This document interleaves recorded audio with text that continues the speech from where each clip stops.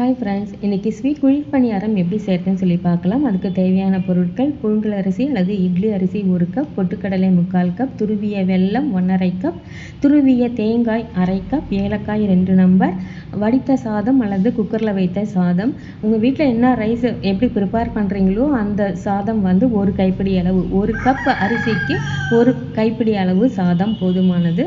அரிசியை வந்து ஃபஸ்ட்டு 2 மணி நேரம் ஊற வச்சு எடுத்துக்கோங்க. இப்போ பேட்டரி எப்படி ரெடி பண்ணுறதுன்னு பார்க்கலாம். மிக்ஸி ஜாரில் பொட்டுக்கடலையும் ஏலக்காவையும் போட்டு ரன் பண்ணிடுங்க. ட்ரையாக ரன் பண்ணி ஒரு பிளேட்டில் எடுத்து வச்சுட்டு அதே ஜார்லேயே ஊற வச்ச அரிசியை போட்டு நல்லா நைஸ் பண்ணிக்கோங்க. இட்லிக்கு அரைக்கும்போது அரிசி எந்தளவு நைஸாக இருக்குமோ அந்த பக்குவம் போதுமானது. அந்த அளவு ரைஸ் வந்து நைஸ் ஆன பிறகு நீங்கள் வெல்லத்தை வந்து அது கூடயே சேர்த்து ரன் பண்ணுங்கள். வெல்லம் மஞ்ச பிறகு நீங்கள் தேங்காவையும் போட்டு ரன் பண்ணிவிட்டு அதுக்கப்புறமா பொட்டுக்கடலை மாவு பண்ணி வச்சுருக்கோம் இல்லையா, அந்த பொட்டுக்கடலையும் அதில் போட்டுட்டு 1 கைப்பிடி சாதம் அதையும் போட்டு ரன் பண்ணிடுங்க. நான் இப்போ காமிக்கிற இந்த கன்சிஸ்டன்சிக்கு பேட்டர் வந்து இருக்கணும்.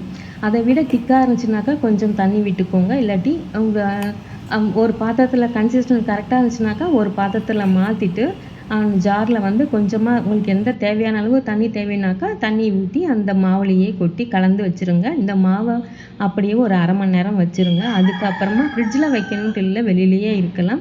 அதுக்கப்புறம் குழிப்பணியார கல்லை வந்து ஸ்டவ்வில் போட்டு கொஞ்சம் சூடான பிறகு நீங்கள் வந்து வீட்டில் ஆயில் யூஸ் பண்ணி ஸ்வீட் செய்கிறீங்க அப்படின்னாக்கா ஆயில் ஸ்ப்ரெட் பண்ணுங்கள் பணியார கல்லில். அப்படி இல்லாட்டி கீ வந்து ஸ்ப்ரெட் பண்ணிவிட்டு இந்த பேட்டர் வந்து எடுத்து ஊற்றி நீங்கள் பணியாரம் சுட்டு எடுக்க வேண்டியது அவ்வளோதான்.